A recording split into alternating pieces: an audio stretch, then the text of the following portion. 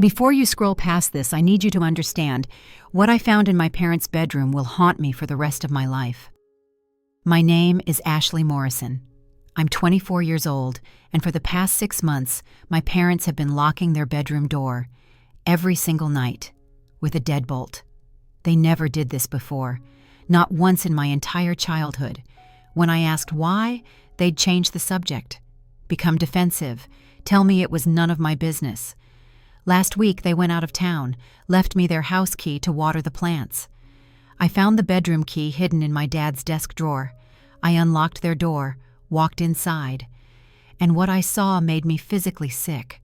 Every wall, every single wall was covered in photos of me. Hundreds of them, some from my childhood, some from last week, some I never knew were taken. But that wasn't the worst part. Stay with me. Because what I discovered in that room changed everything I thought I knew about my parents. And if this story touched your heart, please subscribe and hit the notification bell so you never miss an update. Your support truly means the world to me. Let me give you context. I'm an only child, born and raised in suburban Minnesota. My parents, Patricia and Michael Morrison, were always loving. Maybe a little overprotective, but nothing unusual. I had a normal childhood, good grades, friends, activities. My parents were involved. Maybe too involved. Mom was room parent every year. Dad coached my soccer team. They came to every school play, every recital, every game. "We just love watching you," my mom would say. When I was 16, I wanted to go to a concert with friends. "No," my dad said immediately. "Why not?" "Too dangerous. Crowd strangers. Anything could happen." "Dad, everyone's going." Their parents said yes. "We're not their parents." This was typical. They were cautious, protective. I went to college in state, close to home, because they wanted me nearby. "But I got accepted to schools in California," I'd protested. "California is too far," my mom said. "What if something happens?" "What would happen?"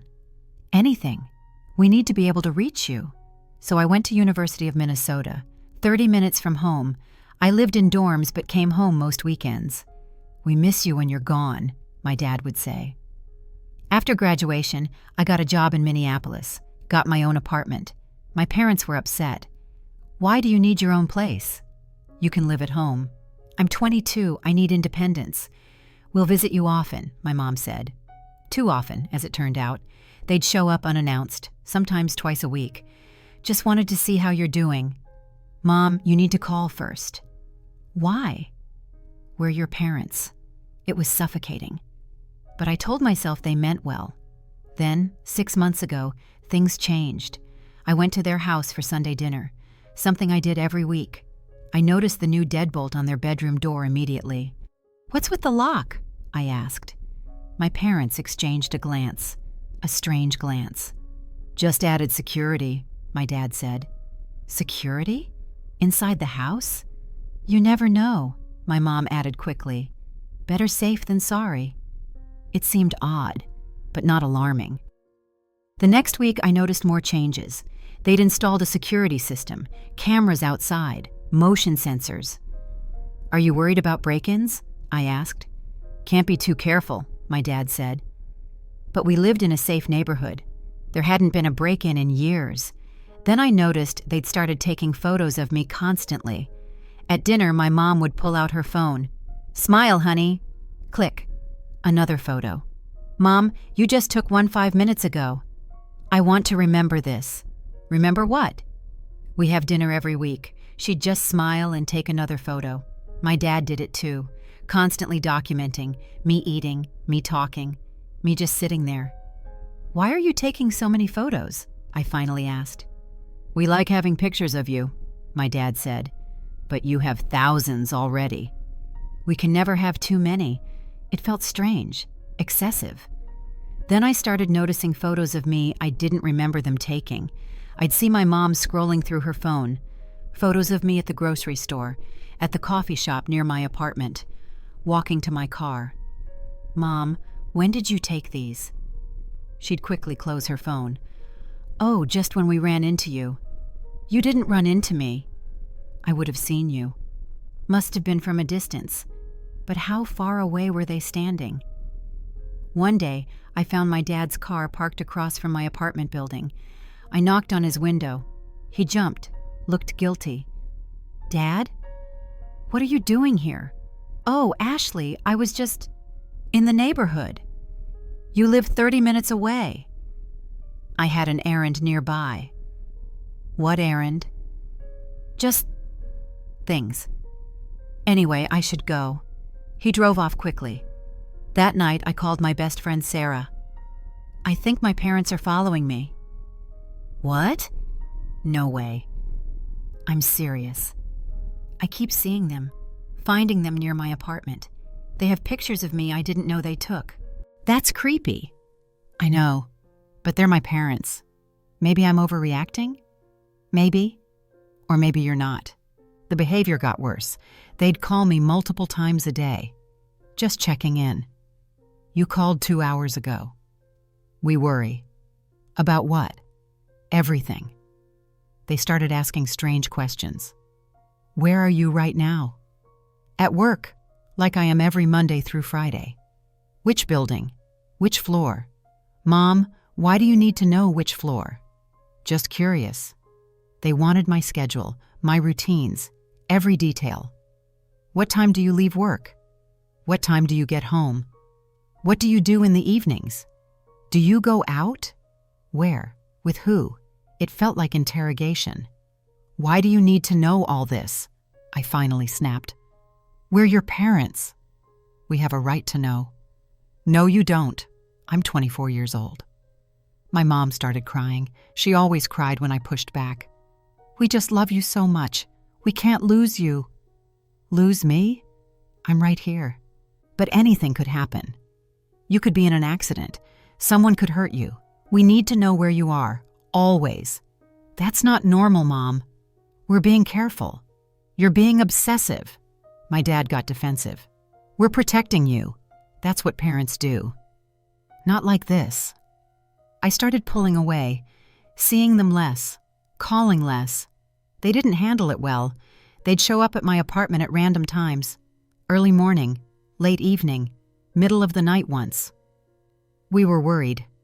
"You didn't answer your phone." "Because I was sleeping. It's 11 p.m. Your light was on." "We knew you were home." "How did you know my light was on?" They didn't answer. That's when I realized they were watching my apartment.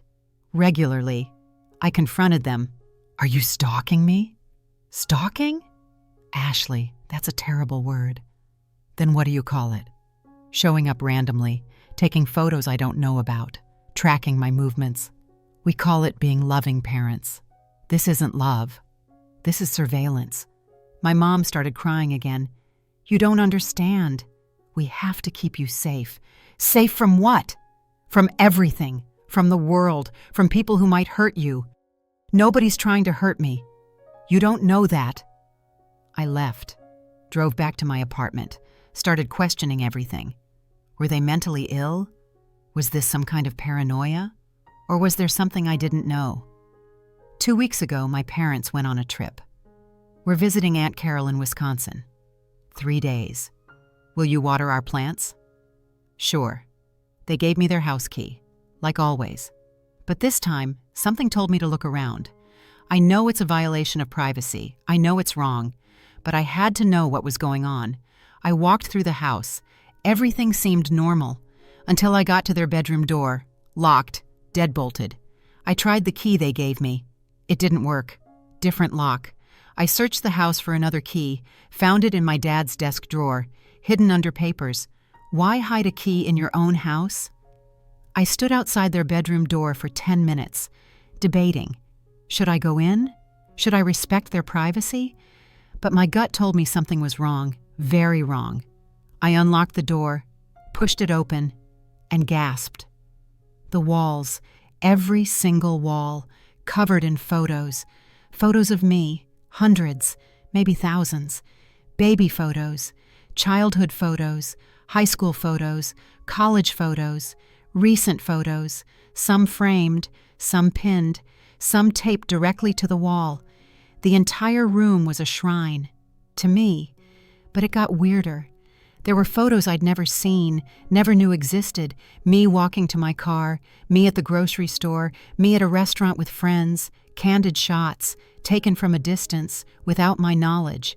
They'd been following me, photographing me, for months, maybe years.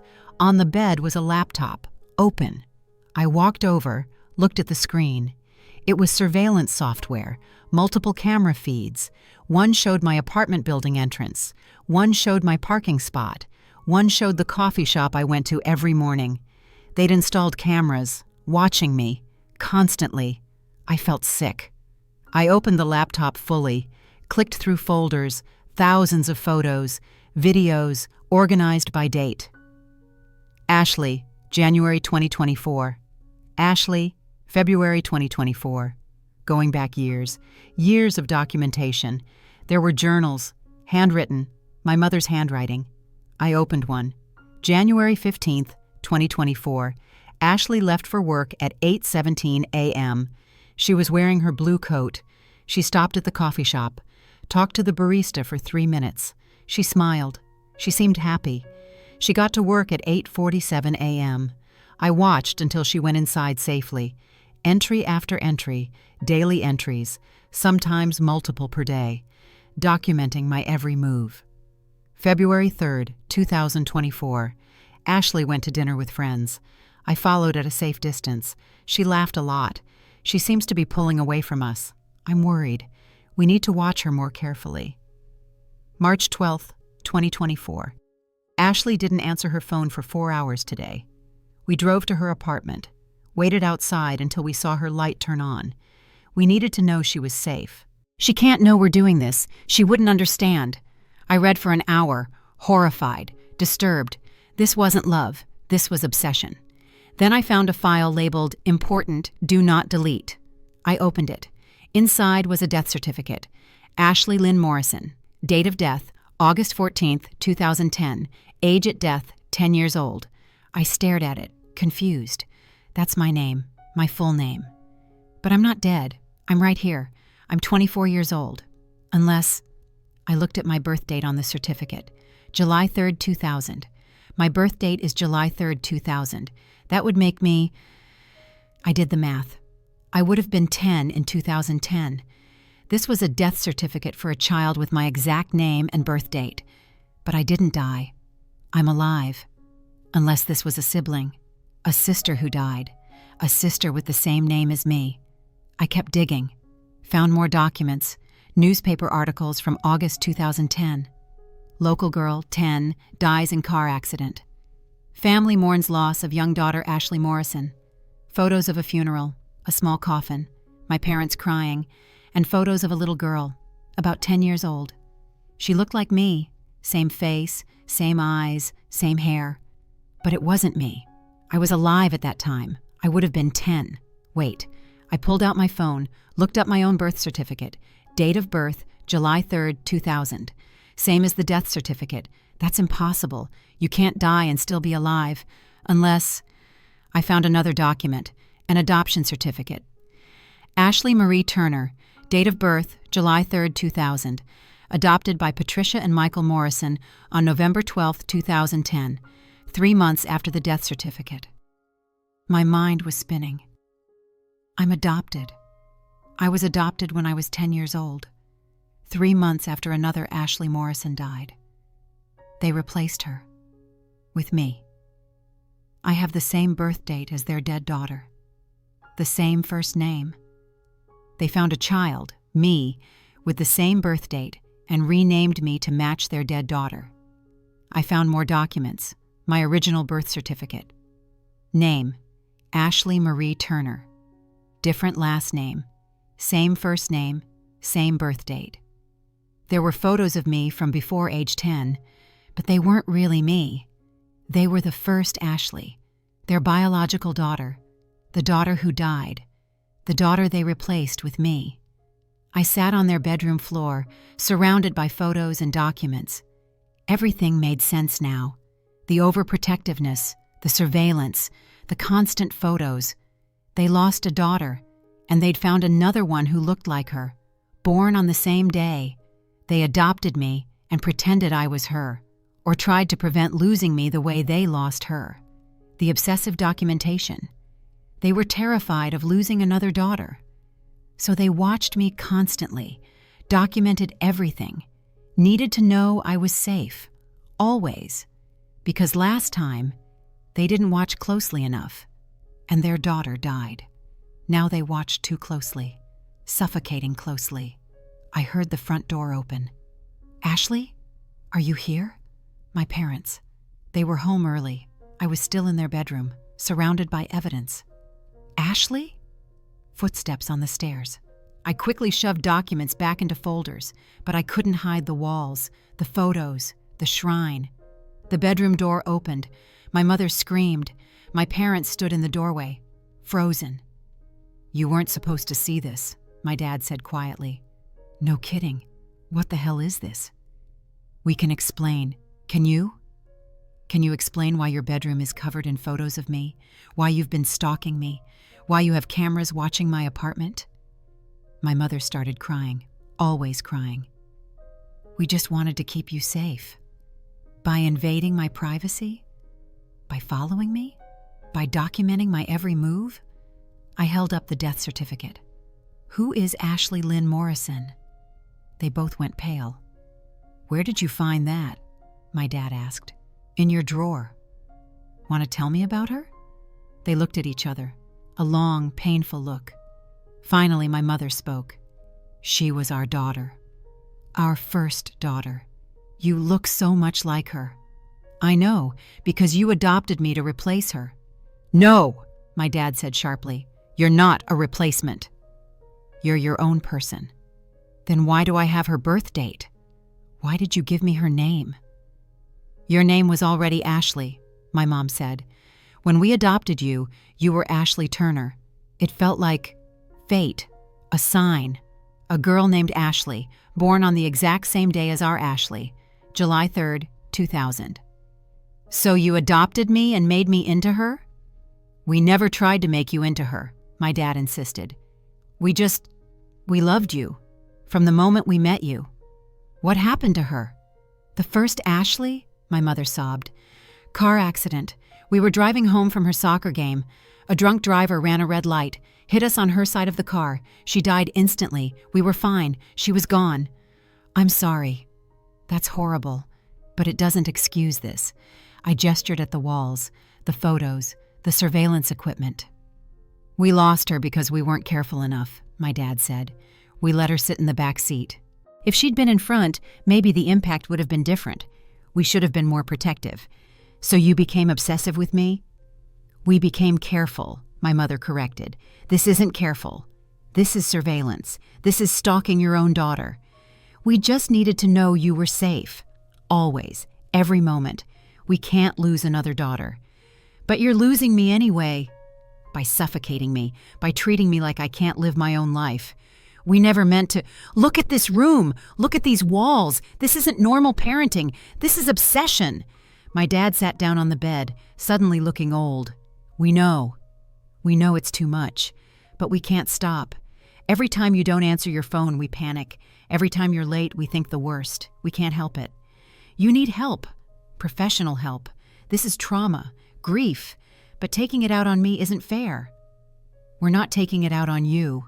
We're trying to protect you. By violating my privacy? By following me? By installing cameras watching my apartment building? That's not protection. That's control. My mother wiped her tears. "What do you want us to do?" "I want you to take down these photos. Disconnect the cameras. Stop following me. Stop documenting my every move. Let me live my life." "What if something happens to you?" "Then something happens. That's life. That's risk. You can't prevent every bad thing by watching me 24/7. We lost her because we weren't watching closely enough. You lost her because a drunk driver ran a red light, not because you weren't watching. It wasn't your fault." They both started crying then, real, deep crying. "We've been so scared," my mom whispered. "Every day, for 14 years, scared we'll lose you too." "I understand, but you're pushing me away. If you don't stop, you will lose me, not to an accident, but because I can't live like this. That was 2 weeks ago. My parents agreed to see a therapist, both individual and couples therapy. They took down most of the photos in their bedroom. Not all, but most. They disconnected the cameras watching my apartment. They've stopped following me, as far as I know. We talk once a week now. Not every day, not multiple times a day. This is hard for us, my dad admitted last week. Not knowing where you are every moment. I know, but it's necessary, for all of us. We're trying, really trying. I know you are. I'm also in therapy, processing everything. Learning that I was adopted to replace a dead daughter is a lot. Learning that my parents have been surveilling me for years is traumatic, but I'm also trying to understand their perspective. They lost a child, the worst thing that can happen to a parent, and they're terrified of losing another one. It doesn't excuse their behavior, but it explains it. Do you forgive them?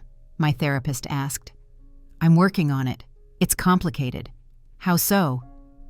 Because I love them. They're my parents. They raised me. But they also violated my privacy in ways that are hard to forgive.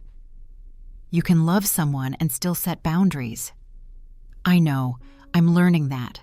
Last week, I asked my mom about the first Ashley. What was she like? She smiled through tears. Funny. So funny. She'd make jokes that had us laughing for hours. Do I remind you of her? Sometimes. In small ways. Your laugh sounds like hers, but you're your own person. You always have been.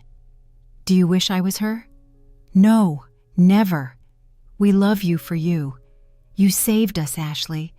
After we lost her, we were broken. Adopting you gave us purpose again, gave us a reason to keep living. But you need to let me live, really live, without watching my every move. We know. We're trying. It's just hard to let go when we've held on so tightly for so long. I understand that. Grief changes people. Trauma changes people. My parents lost a daughter and became people they never intended to be. Overprotective, controlling, obsessive. But they're trying to change, and that matters. So here's what I learned from all of this. Love can become obsession when fear takes over. My parents loved me so much and feared losing me so much that their love became suffocating. They watched, they documented, they controlled, not because they wanted to hurt me, but because they were terrified. But love without trust isn't really love, it's possession, and I can't be possessed, not even by people I love. So let me ask you something. Have you ever had someone love you so intensely it became overwhelming? Have you ever discovered something about your family that changed how you saw everything? How did you handle it? Did you set boundaries? Did you walk away? Did you try to understand? I want to hear your stories. Drop them in the comments below. And if this story made you think about your own family dynamics, hit that subscribe button. Because every week I share real stories about family, boundaries, and the complicated truth about love. Stories that remind us that even people with good intentions can cross lines. My name is Ashley Morrison, or Ashley Turner. I'm still figuring out who I really am. For 14 years, my parents replaced their dead daughter with me. They watched me, documented me, tried to keep me safe. But in trying to protect me from everything, they almost lost me anyway. Now we're rebuilding. With therapy, with boundaries, with honesty. It's not easy, but it's necessary. Thank you for listening to my story. Remember, love should set you free, not lock you in a room covered in photos. Set boundaries, even with family, especially with family. And if you're grieving, get help. Don't let fear turn love into obsession. Thank you so much for watching. If this story touched your heart, please subscribe and hit the notification bell so you never miss an update. Your support truly means the world to me. And don't forget to share your thoughts in the comments. I love reading every single one of them. Each comment inspires me to keep creating stories for you. See you next time.